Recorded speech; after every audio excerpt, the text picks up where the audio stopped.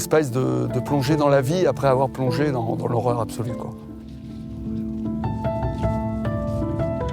Ça a été pour elle le premier moyen de guérison et c'était vital pour elle.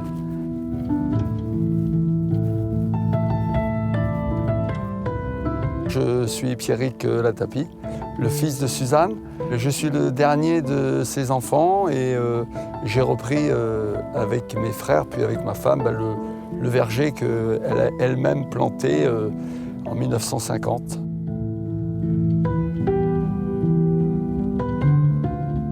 C'est lié à son histoire et à ce qu'elle a vécu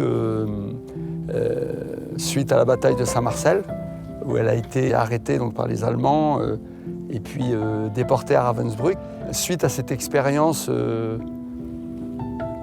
extrêmement douloureuse, elle a finalement fait ce choix, je pense auquel elle n'était pas du tout destinée, puisque son père était militaire, elle était d'un milieu plutôt bourgeois. Elle avait déjà un métier, elle était prof d'enseignement ménager. Donc cette expérience justement de l'horreur, de la mort, on peut dire de la destruction, l'a amenée finalement à décider de planter ce verger, de s'enraciner.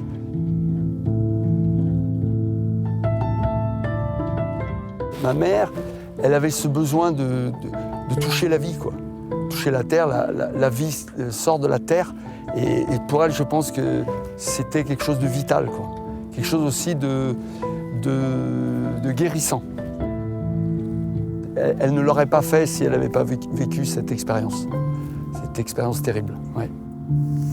Elle le disait elle-même, hein. Elle disait si on me proposait de pouvoir éliminer un moment de mon existence, elle disait je n'enlèverais pas la période que j'ai vécue dans les camps. Parce qu'en fait, ça a été très très douloureux, mais aussi extrêmement, pour elle, très révélateur. Et ça l'a éclairée complètement sur ce qui était essentiel dans la vie et ce qui était accessoire. Cette énergie a été colossale, elle a renversé tous les obstacles, toutes les difficultés, tous les regards des gens qui disent « mais c'est pas possible de faire ça ». Il n'y avait plus rien, elle avait cette énergie en elle, partir de la terre, se relier aux autres. Si on peut résumer en un mot, c'est qu'elle a mis l'amour à la première place. Et nous, ses enfants,